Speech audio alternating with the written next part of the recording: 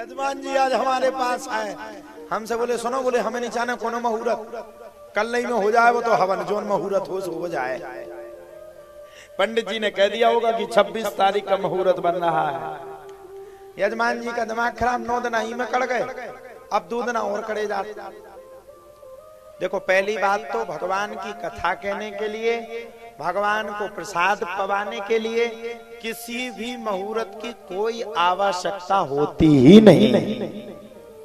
हवन क्यों किया जाता है बताओ, हवन क्यों किया जाता है? हवन इसलिए किया जाता है कि भगवान उस हवन की सुगंध लेकर के अपनी तृप्ति करते हैं।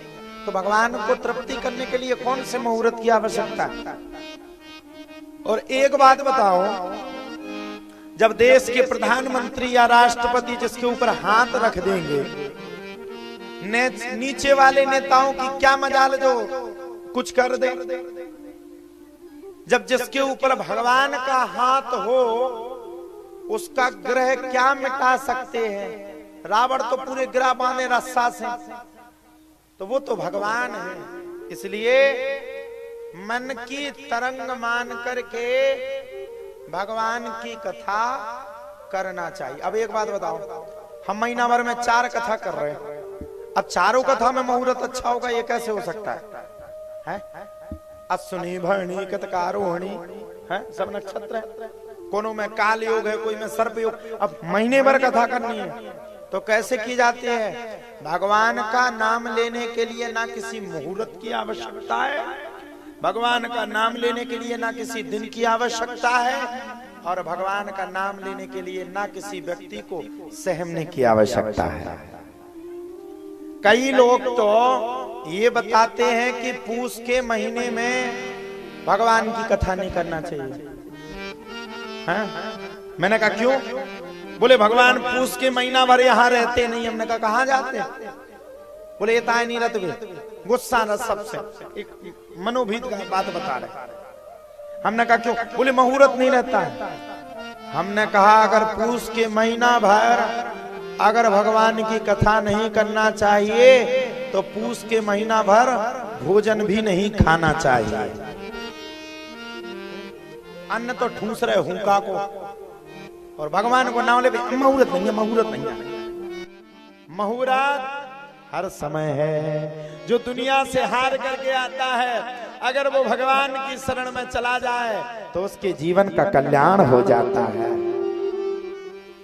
लगा के आग दौलत में हमने ये शौक पाले हैं, कोई पूछे तो कह देना हम सरसई गांव वाले हैं। चलिए कथा में चलते हैं। कल ऐसे हम बैठे थे अपने कमरा में, समाधिया जी हैं, उनका और इनका बड़ा मजाक चलता। भैया बैठ जाता ना, स्वागत इकट्ठो कर देना, हमें जितने पैसा हो सबरे दे दो, आ जाएंगे।